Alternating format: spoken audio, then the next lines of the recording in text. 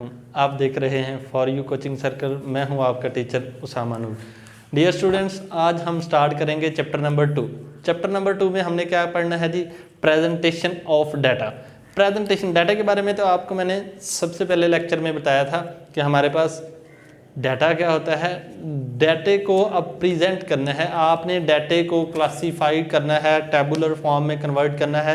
ये जो सारी क्लासिफिकेशन आएगी, यानी कि जो डाटे को अरेंज करना होगा, आपने किस तरह अरेंज करके किसी के सामने उसको लेके आना है, तो वो हमारे पास क्या कहलाएगा? Presentation of data. Dear students, presentation of data में सबसे पहले हमारे पास आती है जो चीज़, वो है जी क्लासिफिकेशन। क्लासिफिकेशन क्या होती है? क्लासिफिकेशन का मतलब होता है कि आपने उसको डिफरेंट कैटेगरीज में जो है वो कन्वर्ट कर देना है, यानी कि कोई भी डाटा है उसको डिफरेंट टाइप्स में कन्वर्ट कर देना है। वो हमारे पास क्या कहलाएगा? क्लासिफिकेशन कहलाएगा। फॉर एग्जांपल, मेरे पास एक एग्जांपल आप यूं कह लें कि 300 स्टूडेंट्स हैं जी, ठीक है। अब मैंने 300 स्टूडेंट्स का डाटा लिखना है, तो मैं क्या करूँगा? उसको किस तरह अरेंज करूँगा, उसको किस तरह क्लासीफाई कर लूँगा? मैं कहूँगा जी मेरे पास 300 स्टूडेंट्स का डाटा है, 300 वाले स्टूडेंट से लेकर 400 तक यहाँ पे आ जाएंगे, 400 से लेकर मेरे पास जो है वो 500 तक यहाँ पे आ जाएंगे, और 500 से लेकर मेरे पास 600 तक जो बच्चों के नंबर हैं वो इसमें आ जाएंगे। फॉर एग्जांपल, मेरे पास एक 100 स्टूडेंट्स हैं जी।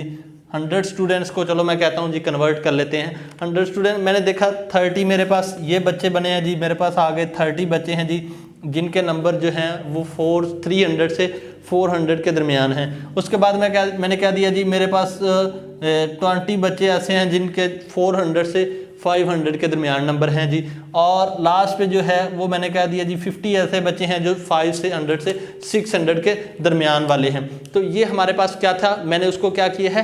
क्लासीफाई किया है, यानी कि मैंने उनको क्लासेस में कन्वर्ट कर दिया। किस तरह क्लास बनाई? मैंने 300 से 400 तक एक क्लास बना दी जी, जिनके नंबर 300 से 400 हैं सारे इस क्लास में आ जाएं, ठीक है। वो मेरे पास क्या हो गई? एक क्लास होगी। दूसरी मैंने क्लास बना दी, 400 से 500 तक जो बच्चे हैं जी वो एक क्लास में आ जाएं, तो वो मेरे पास क्या हो गई? एक क्लास हो गई, यानी कि 400 से 500। जैसे हम लोग कहते हैं जी 9th क्लास के बच्चे एक साइड पे, 10th क्लास के बच्चे एक साइड पे, फर्स्ट ईयर के बच्चे एक साइड पे आ जाएं जी, सेकंड ईयर के बच्चे ये क्लास है, यानी कि हम उनकी डिफरेंट क्लासेस बना देते हैं। उसी तरह जब डाटे को हम जो है वो अरेंज करेंगे क्लासेस में, यानी कि उनकी क्लासेस बना देंगे, तो वो हमारे पास क्या कहलाएगी? क्लासिफिकेशन कहलाएगी। तो डेफिनेशन की तरफ मूव करते हैं जी। Classification is the process of arranging data into groups according to some common characteristic, यानी कि क्लासिफिकेशन हमारे पास क्या हुई चीज कि डाटे को, the process of arranging data, यानी कि सबसे पहली बात क्या कि डाटे को प्रोसेस, यानी कि वो कहता है कि ऐसा काम करना है जिसमें हमें डाटे को अरेंज करना है। क्या करना है जी? डाटे को अरेंज करना है। मैंने क्या किया? डाटे को अरेंज ही किया है इनटू ग्रुप्स।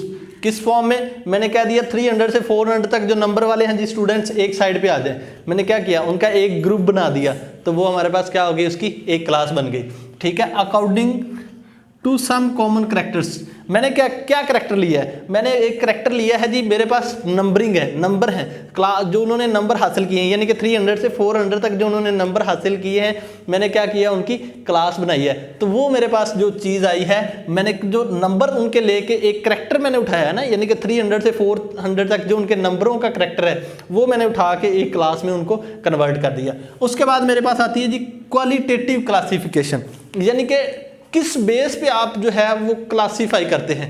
देखे ना, कोई चीज़ है ना उसको क्लासीफाई करनी, ये देखे ना मैंने अभी नंबरिंग की बेस पे जो है वो उसको क्लासीफाई किया है। हर चीज़ को क्लासीफाई करने के लिए हमारे पास क्या होती है?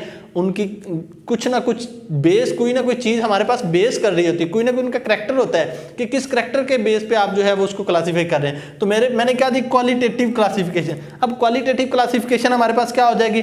डियर स्टूडेंट, क्वालिटेटिव जब क्लासिफिकेशन की मैं बात करूंगा, data classified on the base of quality, यानी कि मैंने जब क्वालिटेटिव की बात की तो मेरे पास डाटा किस फॉर्म में कन्वर्ट होगा? किसकी चीज़ बेस पे मैं उसको करूंगा?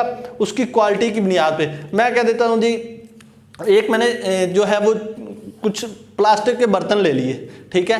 अब मैंने उनकी क्वालिटी की बुनियाद पे एक अच्छे प्लास्टिक वाले अलहदा कर दिए, वो मैंने कहा जी 500 के जो हैं वो 3 बर्तन हैं, एक मैंने कह दिया जी 200 के 3 बर्तन हैं, यानी कि मैंने उनकी क्वालिटी के हिसाब से उनको डिफरेंट जो है कैटेगरीज, डिफरेंट क्लासेस बना दी हैं। तो जो मैंने उनकी क्वालिटी की बुनियाद पे उनकी क्लासेस बनाई हैं वो हमारे पास क्या कहलाएगी, क्वालिटेटिव क्लासिफिकेशन। नेक्स्ट हमारे पास आता है क्वांटिटेटिव क्लासिफिकेशन। अब डिफरेंट क्वेश्चन, क्वांटिटेटिव क्या होगा, पहले तो हमारे पास क्वालिटेटिव आया क्वालिटी की बुनियाद पे, क्वांटिटेटिव क्या आ जाएगा, उनकी क्वांटिटी की बुनियाद पे, आपने उनकी क्वांटिटी की बुनियाद पे जो है वो उनकी क्लासिफिकेशन करनी। जैसे हम लोग क्लास होती है हमारे पास, यानी कि 9th क्लास है, ठीक है ना, या फर्स्ट ईयर के बच्चे हैं जी। अब क्वालिटी की बुनियाद पे हमने उनको जो है वो क्वालिटी, यानी कि FSC वालों, ICS वाले, ICOM वाले, ये उनकी क्वालिटीज होगी। अब क्वांटिटी क्या होगी, क्वांटिटी ये आ जाएगी हमारे पास कि FSC के इतने बच्चे हैं जी सेपरेट, ICS के इतने बच्चे हैं जी सेपरेट, ICOM के इतने बच्चे हैं जी सेपरेट, यानी कि नंबरिंग के हिसाब से जो मैंने उनकी क्लासिफिकेशन कर दी वो क्या करेगी, क्वांटिटेटिव क्लासिफिकेशन। उसके बाद डियर स्टूडेंट्स हमारे पास आता है जी जियोग्राफिकल क्लासिफिकेशन।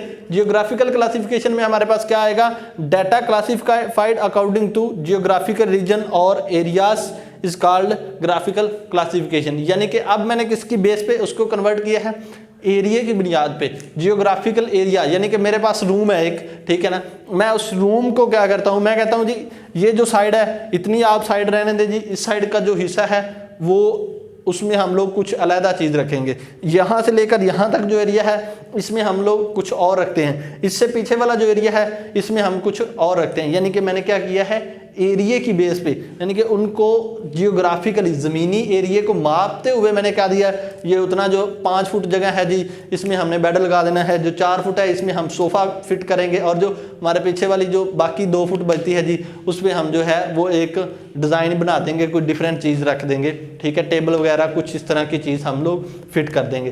तो ये था हमारे पास जियोग्राफिकली क्लासिफिकेशन। डियर स्टूडेंट्स हमारे पास टाइप्स ऑफ क्लासिफिकेशन की जब हम बात करेंगे तो डिफरेंट टाइप्स ऑफ क्लासिफिकेशन में से हमारे पास 3 के मैंने नाम लिख दिए हैं जी। होती है हमारे पास बेसिकली 3 टाइप्स हैं, 1 way classification, 2 way classification and many way classification.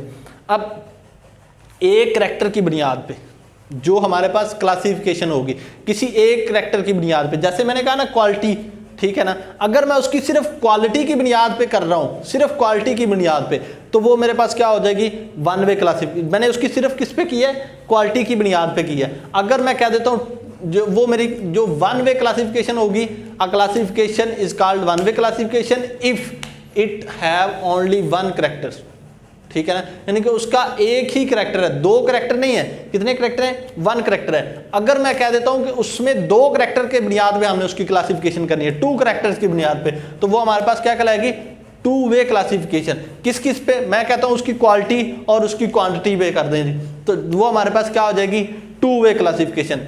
उसके बाद आता है मैनी वे क्लासिफिकेशन। मैनी वे बहुत ज़्यादा वेज, जियोग्राफिकली जो है वो हम टेक्निकली, यानी कि क्वांटिटी क्वालिटेटिव, यानी कि डिफरेंट चीज़ों की बुनियाद पे जब हम उसकी क्लासिफिकेशन करेंगे तो वो मेरे पास क्या कहलाएगी, मैनी वे क्लासिफिकेशन। उसके बाद आता है जी टैबुलेशन। टैबुलेशन थोड़ा सा डिफरेंट टॉपिक है मेरे पास। टैबुलेशन बात सेम ही है, इसमें भी हमने डाटे को अरेंज करना है।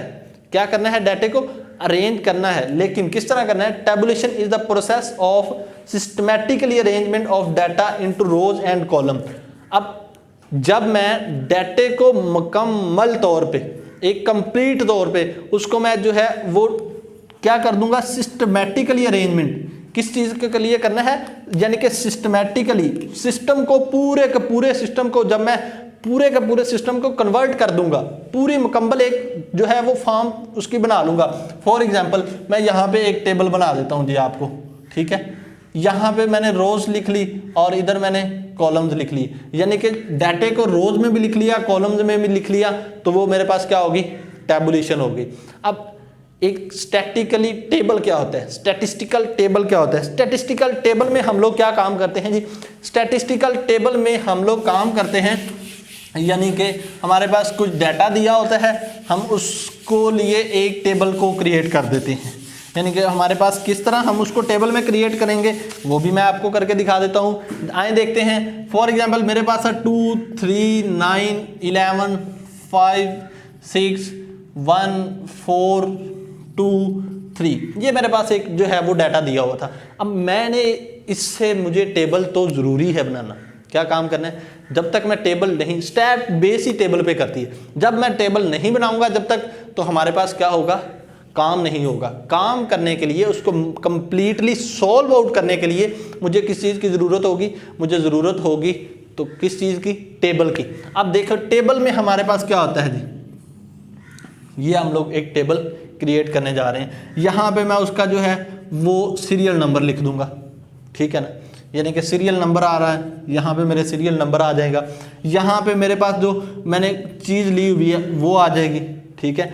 यहाँ पे मेरे पास उसकी क्या आ जाएगी, फ्रीक्वेंसी आ जाएगी। आगे जो मैंने फॉर्मूलाज अप्लाई करने हैं वो मेरे पास उसके फॉर्मूलाज, यानी कि जिस तरह मैंने उसको सॉल्व आउट करना है वो सारी चीज़ें मेरे पास आ जाएंगी। तो इसको मज़ीद डिटेल में जो है वो नेक्स्ट लेक्चर में आपको बताया जाएगा। तो उम्मीद करता हूँ आपको समझ आई होगी। इजाज़त दीजिएगा, अल्लाह हाफिज़।